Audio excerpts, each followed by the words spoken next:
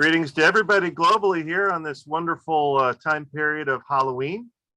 And this is a special Signum event. How could we continue on and talk about imagination and all the things of wonderful early Middle Earth without talking about Halloween as well? So tonight or this morning or wherever you may be, we've gathered three of the wisest professors at Signum. Professor Sara Brown, Professor Gabriel Schenk, and Professor Maggie Parke. So we have a global panel here, the wisest on this particular topic. But, greetings to everybody. And basically, I wanted to just start this off. First of all, this is my real hair. It's kind of an effective global over here in Wheaton in Chicago, so nothing to be worried about. But just in general, today being Halloween in one form or another, it still seems to have such a strong grasp on Western culture. As I walked around my neighborhood, some of the Halloween houses looked about triple done this year. So I think folks are really leaning into it harder, at least here, because of COVID and being able to be out. Would the three of you mind commenting just on the place of Halloween, perhaps in your upbringing or just in cultural matters in general, just to get things going? I can make a start if you like. Sure. Okay, well, I have had the whole wide range of different experiences with Halloween. I spent a lot of my childhood in South Africa, where Halloween was not a thing. And so trick-or-treating was something that I read about in books. So it just wasn't there. When I came back to the UK, I did go trick-or-treating a couple of times, but it wasn't like a huge thing for us. Didn't really do too much with it. When I met my husband, he's from Ireland. And of course, as you'll know, Halloween and November the 5th are very close together. Now, over here in Wales and in England across the border, November 5th is a big deal. We have all the bonfires and the fireworks and things when apparently we celebrate the fact that somebody did not blow up the Houses of Parliament. Now, in Ireland, that is not something they celebrate. They kind of would have liked somebody to have blown up the Houses of Parliament. So actually, November the 5th isn't a thing, and Halloween is very much a thing. So I saw far more of Halloween and celebrations of Halloween when I was living in Ireland, where it was a huge thing, where gangs of kids would be with their parents and going from door to door, and you'd better have a massive pile of sweeties in your house ready to hand out, because you would get knock after knock after knock after knock. And it was fun, it was wonderful, and it was a real kid thing. Now I'm an old woman and kids knock on my door and they're all dressed up in cute little costumes, and I was handing out sweeties this evening and it was really kind of cute, and it's lovely, especially now my own child is, well, she's almost 21 and has kind of gone past the idea of trick-or-treating, but not past the idea of sweeties. But she likes the whole idea of handing out sweeties to kids as well. So, you know, here in Wales, it's still a fun, but it seems to be a family thing.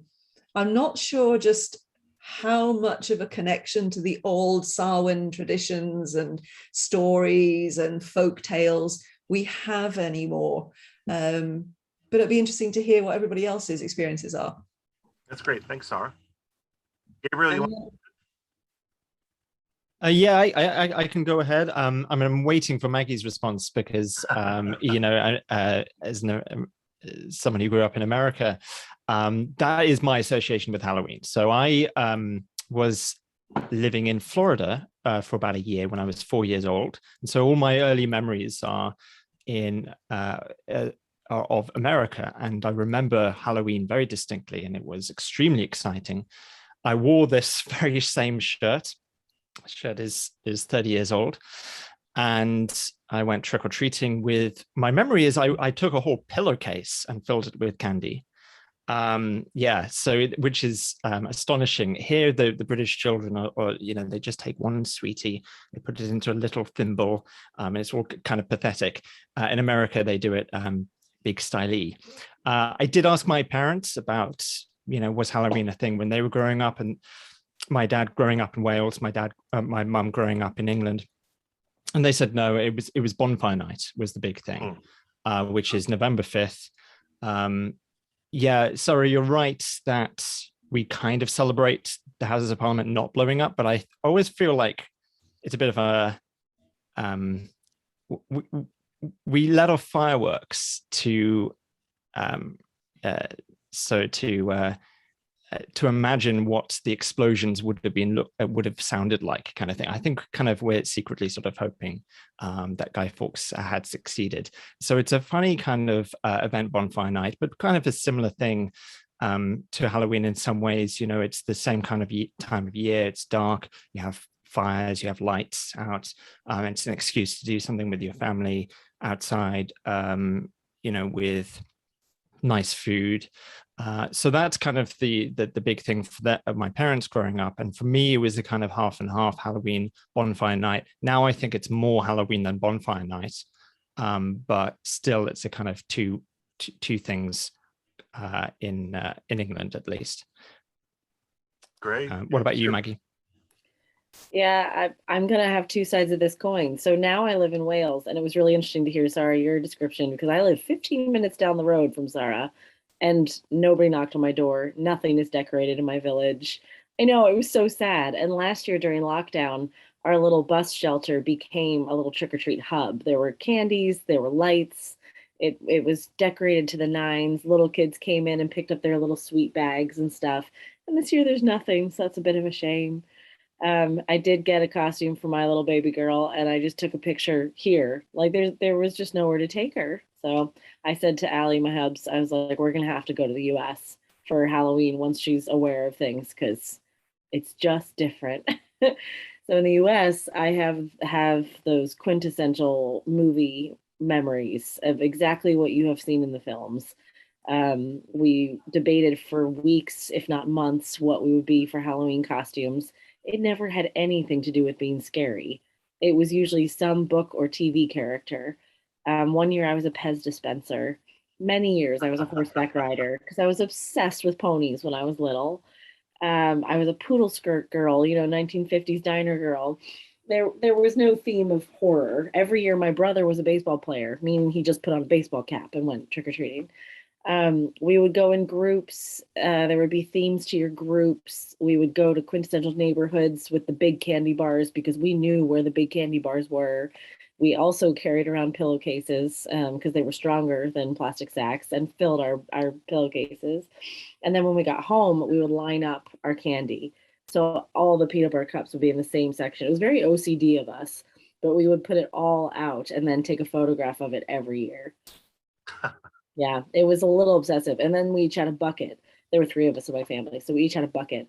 And then it was rationed over the next month, I would say. We were supposed to have 1 piece a day, but obviously you would sneak 6 or 7 into your room and never tell that you had 7 peanut butter cups in a row. Yeah, I have really fond memories of Halloween. And now it's also tied up with all of the wonderful things that happen in the US that I'm like, we have to go back because I want to do a hayride and get apple cider and carve pumpkins and do the corn maze and all the lovely events that happen in the US. None of it having anything to do with the traditions of where it came from. It's all just silly fun in the autumnal times.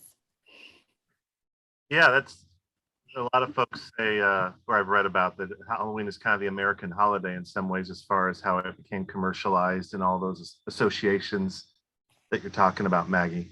All the things you just said, you wished you'd be able to come back. I've already done those things. Like that's part of Halloween. I've already gone and done the hayride. I've done the cider this morning. So it's kind of a fall, it's just kind of a fall thing. Yeah. A greeting of the fall. It seems like there's 3 elements to Halloween. One is the candy, or the kindness to children. The other is dressing up, or imagining you're somebody else and what goes into that. And the other one is the turning of the year into darkness, so to speak, sort of a reflection of maybe some of the more supernatural events regarding death and the permeability of the other side. So I have a second question here. First of all, I'm sorry, I'm originally from California, but in the United States, we call it Samhain. And I'm not sure why we call it that, but it's been a rude awakening for me to realize the correct pronunciation is Samhain. And I've been pronouncing that all day long, trying to get that right, but Samhain. Samhain is sort of the origin where Halloween comes from. If we remove the Church of England and All Saints, if you remove that out of the way, and originated in Ireland and kind of came over to the Isles in different ways in different communities. And so what do you think the interest is in looking at these Celtic, Irish, we call them Irish, I won't get into the Celtic maze, but these Irish traditions that go back, and they seem to be the lure of the pre-industrial times and the pre-Christianized times. Seems to be combined in trying to remember these times. Danny, do you have any thoughts on that as far as what the draw is there? I think it's a powerful thing to feel a connection to the past that goes back thousands of years. It's a privilege as well. Not everyone has that around the world. But to sort of feel like you're doing something that the ancestors were doing, even though, you may have mixed family relations and stuff like that, you feel like you're Welsh or you're English, you're Irish or Scottish, and there's a joy in kind of linking back to something that happened for thousands of years before you. How real that is another question. I mean, it may, these some of these things do go back a long way, but then they sort of came back in a sort of slightly artificial way. But that's not to say that it isn't still powerful. So just up the road from me is a stone circle called the Devil's Quoits, and it's about 30 stones. It's about 5,000 years old. And by World War II, there was only one stone left, and they knocked it over to build a military airfield. But then in the 70s, they got the stone back out from where it had been buried. They put it back in the place where they worked out it would have been. They found other stones that were kind of around the village that had been moved over the centuries. And that left about 25 stones missing, but they managed to find kind of approximations of other stones because, hey, stone's a stone. So, and I'm talking about big rocks, by the way, massive rocks. A little bit like Stonehenge, but one of these stone circles. And then they reconstructed the ditches and the embankments all around it, and they did archaeological work, and they worked out that there was sort of fires here, and there were animal bones. Maybe it was a place of sacrifice, but we just don't know what went on there. And yet, when you sit on the embankment and you look at the stones, and you think, this is pretty much the same view as would have been seen, 3,000, 4,000, 5,000 years ago. When the Romans came to England and Wales, they would have come across this. And even then it would have been sort of, looking back into the ancient past. So there's something really powerful in that, even though it's a little bit fake, even though it's a little bit kind of manufactured. It's a powerful thing to have that link that goes back thousands of years. Not everyone has that, so we should be grateful for it, and it is a privilege. Whether it's genuine, sort of authentic history or not, it's a wonderful thing to feel that connection. That's great. Anybody else? Some thoughts? Yeah, I have a few thoughts. I'm speaking as a Welsh woman, if you like. We have a lot of ancient traditions when it comes to storytelling in Wales, and they're rooted in like oral storytelling, but also in a book called the Mabinogion, and it is a book of ancient tales. And Ireland also has a number of ancient tales like that. And there are a couple of things to remember about what's happened to Wales over the millennia. We had a Druidic tradition in Wales.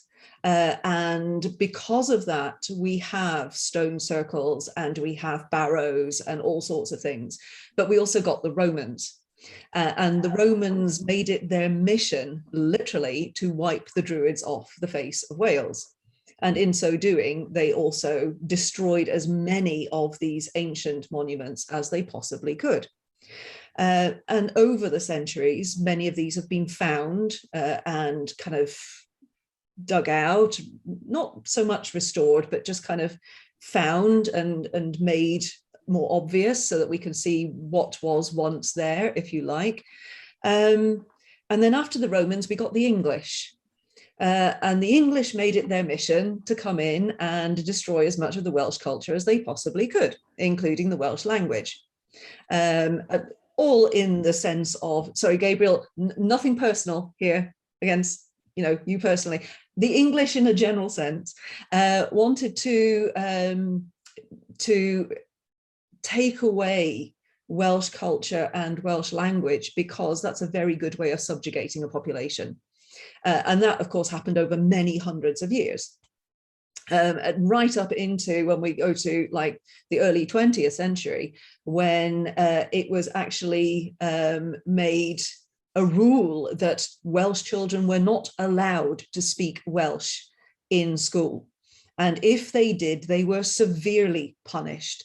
They were forced to wear what was called the Welsh knot, which was a board around their necks with rope with "I must not speak Welsh" on it.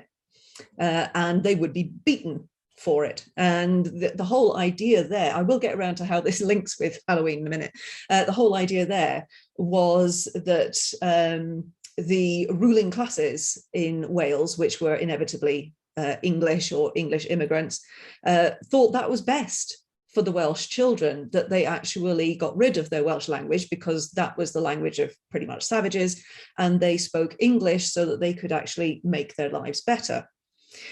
What happens when you do this to a people is that it kind of drives underground the culture, but it does not get rid of it. And so people hold on to it tighter. And then when the yoke is lifted, it's there and it's still there, and it becomes a very precious gem to the culture that has lived under the yoke for many, many, many centuries. I could argue that thanks to the Westminster government, we're still doing that, but that's a whole other meeting. And so what happens then is it becomes a treasure. It becomes something that we look at. And yes, what Gabriel said about it being a little bit artificial, it is, in that it is, we take the nugget of what was there and we kind of inflate it and make it bigger and more important. And then we run like tourist buses to various ancient monuments and all that kind of thing. And we make a new culture of it, if you like. And so that's kind of where Wales is at, in that the Welsh language is having a massive comeback. There are areas of Wales where it is first language, many areas now actually where it is first language. And the stories, the ancient stories, are part of the tradition that is taught to children in primary schools, particularly Welsh-speaking primary schools, because we look at what has been taken away from us and we look at what we still have, and we take what we still have and make it as important as possible. And so there's a lot of that there. I know it's a very roundabout way of saying where Wales is at when it comes to the old traditions, but it comes out of having them suppressed for millennia, and yet they're still there. And Gabriel can put his hand on a copy of the Mabinogion. And that's pretty amazing, actually. Yeah, because those tales are ancient and wonderful if you've never read them. And very much a personal thing as well. I mean, this is my grandmother's copy. My grandmother was Welsh speaking. My dad, not Welsh speaking. What does he do? In the 70s now, he learns Welsh. Now he's fluent. And we live in Oxford. He used to drive all the way to Wales once a week to get Welsh lessons. Now that he's discovered Zoom, you don't have to do that. You can learn Welsh from anywhere in the world. But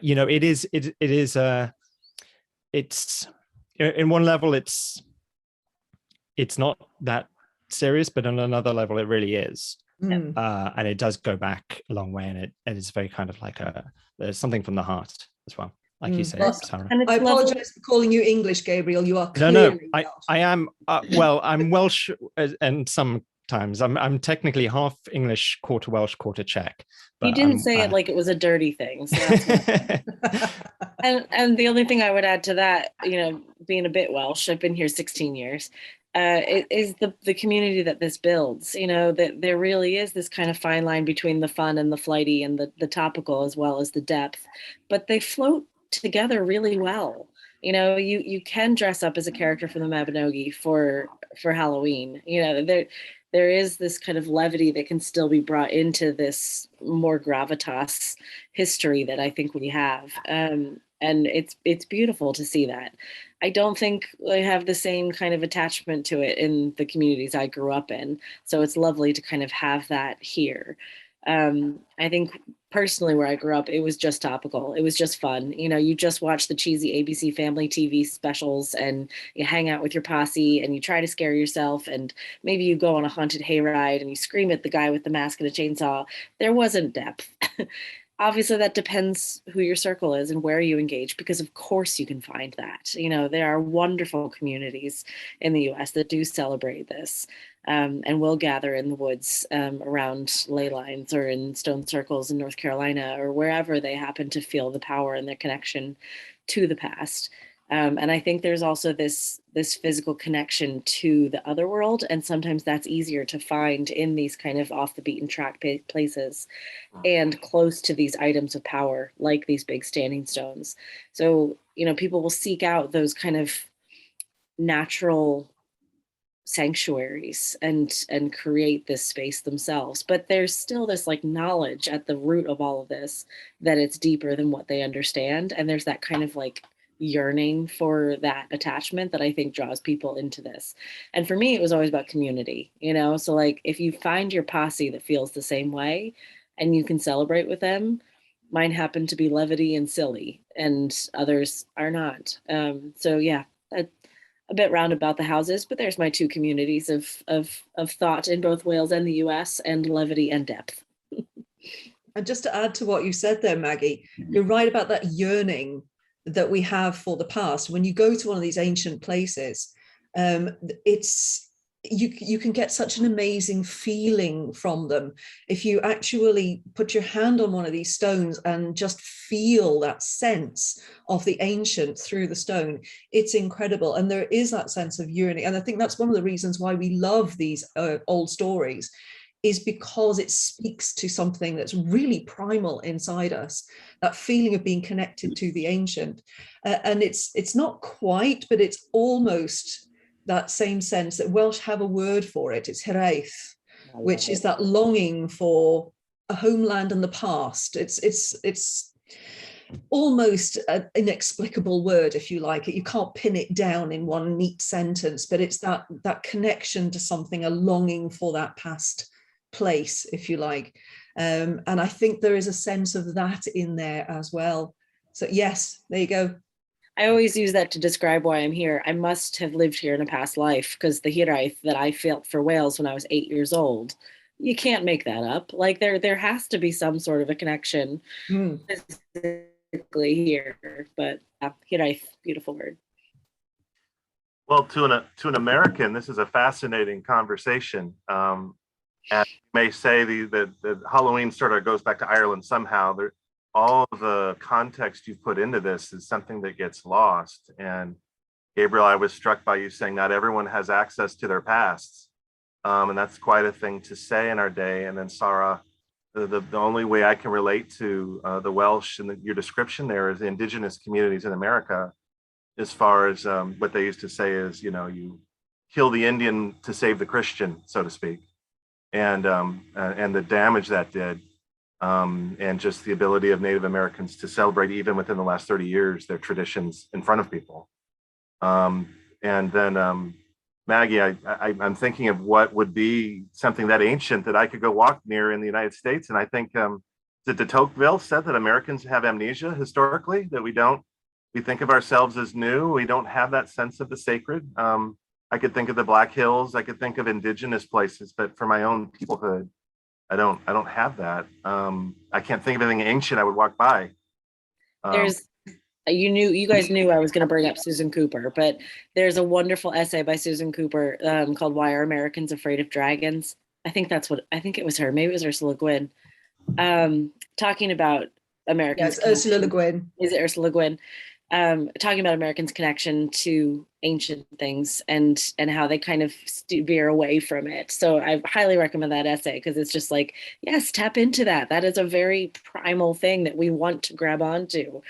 So I'm sure there's something around you. And if not, you can make it up. You can put some rowan and hazel branches together in a wood and make some import into that piece. You can create meaning with whatever you find in your space. It's just handy when you have an ancient rock that somebody tells you is an important thing. Yeah. Someone in the comments mentioned, sort of like Ray Bradbury said in the Halloween tree, that the turning of death and life, the turning of the winter is kind of unique to all cultures. But there is something unique to the Halloween specific part we're talking about, and the focusing on the Irish and the Welsh. So let's get to the story. This is called The Adventures of Nera, and it's just an Irish tale that is associated with Samhain. I had to look it up to get it right. I'm learning as the hour goes on here, and I've just asked Sara and Gabriel and Maggie to take different parts and kind of get into it. But it's a tale that is associated with Samhain or Halloween, so I thought that would be appropriate tonight. So I think Sara, you're the one who begins, so feel free. Okay, I'm just bringing up my page. There it is. Okay. One Samhain, Ail and Maeve were in Ruth Cuachan with their whole household. They set about cooking food. 2 captives had been hanged by them the day before. Then Ailill said, "He who would put a wither around the foot of either of the 2 captives that are on the gallows shall have a prize for it from me, as he may choose." Great was the darkness of that night and its horror, and demons would appear on that night always. Each man of them went out in turn to try that night, and quickly would he come back into the house. "I will have the prize from thee," said Nera, "and I shall go out." "Truly thou shalt have this, my gold-hilted sword here," said Ailill. Then Nera went out toward the captives and put good armor on him. He put a wither round the foot of one of the 2 captives. Thrice it sprang off again. Then the captive said to him that unless he put a proper peg on it, though he be at it till the morrow, he would not fix it. So Nera put a proper peg on it. Said the captive from the gallows to Nera, "That is manly, O Nera." "Manly indeed," said Nera. "By the truth of thy valor," said the captive, "take me on thy neck that I may get a drink. I was very thirsty when I was hanged." "Come on my neck then," said Nera. So the captive went on to his neck. "Whither shall I carry thee?" said Nera. "To the house which is nearest to us," said the captive. So they went to that house. Then they saw something, a lake of fire round that house. "There is no drink for us in this house," said the captive. "Let us therefore go to the other house which is nearest to us." They went to it and saw a lake of water around it. "Do not go to that house," said the captive. "There is never a washing nor a bathing tub nor a slop pail in it at night after sleeping. Let us still go on to the other house." Nera let him down at the door. He went into the house. There were tubs for washing and bathing in it, and a drink in either of them. Also a slop pail on the floor of the house. The captive then drank a draught of either of them and scattered the last sip from his lips at the faces of the people that were in the house, so that they all died. Henceforth, it is not good to have either a tub for washing or bathing, or a slop pail in a house after sleeping. Thereupon Nera carrying the captive back to his torture, and then returned to Cruachan. Then he saw something. The stronghold of Cruachan seemed to be burnt before him, and he beheld a heap of heads of his people cut off by the warriors of the fairy Mound. He went after the fairy host into the cave of Cruchan. "There is a man on our track here," said the last man to Nera. "The heavier is the track," said his comrade to him, and each man said that word to his mate from the last man to the first man. Thereupon they reached the fairy Mound of Cruchan and went into it. Then the heads were displayed to the king in the fairy Mound. "What shall we be done to the man that came with you?" asked one of them. "Let him come hither, that I may speak with him," said the king. Then Nera came to them, and the king said to him, "What brought thee with the warriors into the fairy Mound?" "I came in the company of thy army," said Nera. "Go now to yonder house," said the king. "There is a lone woman there who will make thee welcome. Tell her it is from me thou art sent to her, and come every day to this house with a load of firewood." Then Nera did as he was told. The woman bade him welcome and said, "Welcome to thee, if it is the king of the fairy folk that sent thee hither." "It is he, truly," said Nera. Every day Nera used to go with a burden of firewood to the stronghold of the king. He saw every day a blind man and a lame man on his neck coming out of the stronghold before him. They would go until they were at the brink of a well before the stronghold. "Is it there?" said the blind man. "It is indeed," said the lame one. "Let us go away," said the lame man. Nera then asked the woman about this. "Why do the blind man and the lame man visit the well?" "They visit the crown which is in the well," said the woman, "namely a diadem of gold, which the king wears on his head. It is there it is kept." "Why do those two go?" asked Nera. "Not hard to tell," said she, "because it is they that are trusted by the king to visit the crown. One of them was blinded, the other lamed." "Come hither a little," said Nera to the woman, his wife, "that thou mayest explain my adventures now." "What has appeared to thee?" said the woman. "Not hard to tell," said Nera. "When I was going into the fairy Mound, methought the fortress of Cruchan was destroyed, and Eliel and Maeve and their whole household had fallen in it." "That is not true, indeed," said the woman, "but a fairy host came to thee." "That will come true, however," said she, "unless thou revealest it to thy friends." "How shall I give a warning to my people?" said Nera. "Rise and go to them," said she. "They are still around the same cauldron, and the charge has not yet been removed from the fire." Yet it had seemed to him 3 days and 3 nights that he had been in the fairy Mound. "Tell them to be on their guard at next Samhain, unless they come and destroy the fairy Mound. For I warn them at this, that the fairy Mound must be destroyed by Eliel and Maeve, and the crown of Bruin must be carried off by them. These are the 3 things which were found there: the mantle of Leary in Armagh, the crown of Bruin in Connacht, and the shirt of Dunlang in Leinster and Kildare. How will it be believed of me that I have gone into the fairy Mound?" said Nera. "Take fruits of summer with thee," said the woman. So he took wild garlic with him, and primrose and golden fern.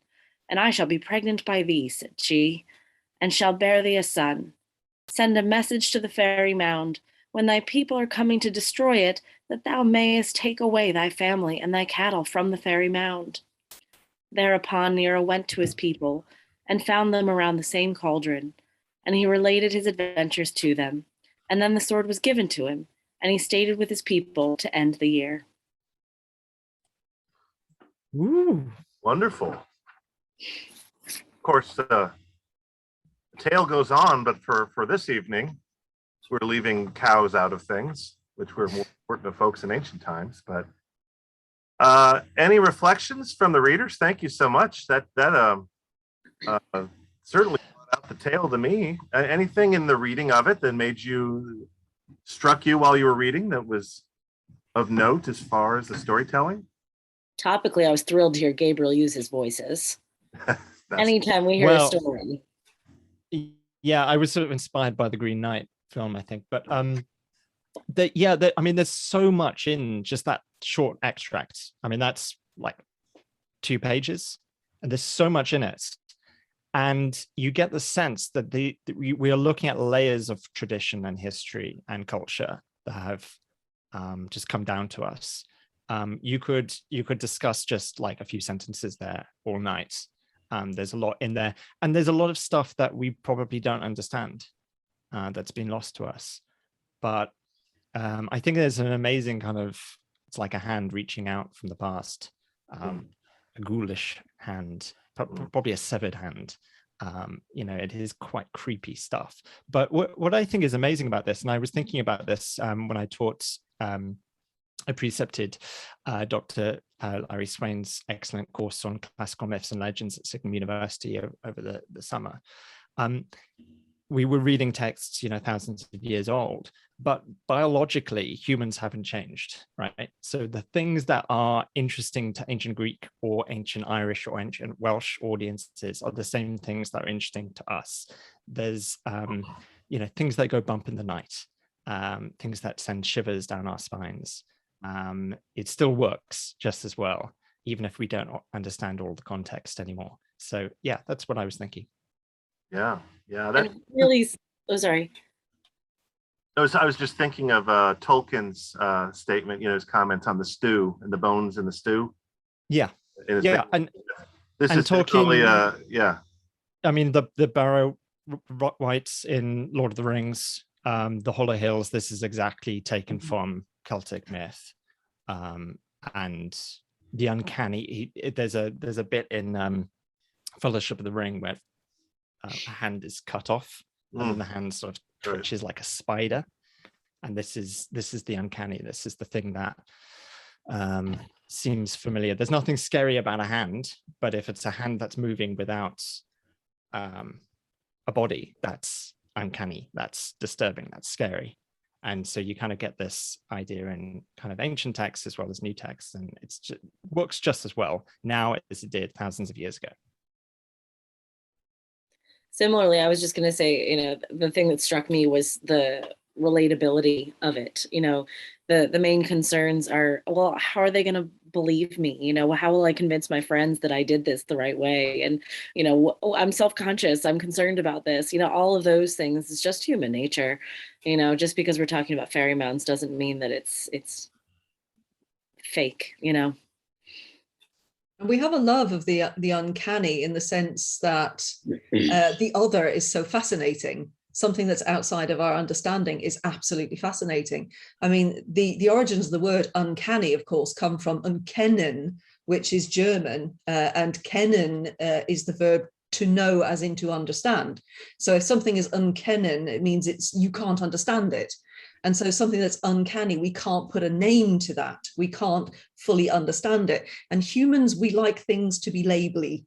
We like to be able to put a name to something that then we're comfortable or more comfortable. We can say, okay, I know what this is. But when we have something like Gabriel's sort of idea of a severed hand going across, and it's that whole idea of something that is utterly outside of experience and abject, because it's not attached to a human body, therefore it makes us revolted by it and repulsed by it, and yet weirdly fascinated by it. The uncanny has spoken to us for as long as we've written stories, because that idea of creating stories around that's the bit that gives you the tickle up the spine around the campfire at night. Yeah, like Lovecraft. I was really the whole thing about the guy on the gallows having the conversation and taking a ride basically with the guy on his neck, and it's described so succinctly. It's like this is just a normal thing that would just happen perhaps on a Samhain night, right? But it's said in such a matter-of-fact way, as if these things can happen. And yet most of us probably wouldn't have experienced those type things in that way. Again, brings out the numinous quality of the night.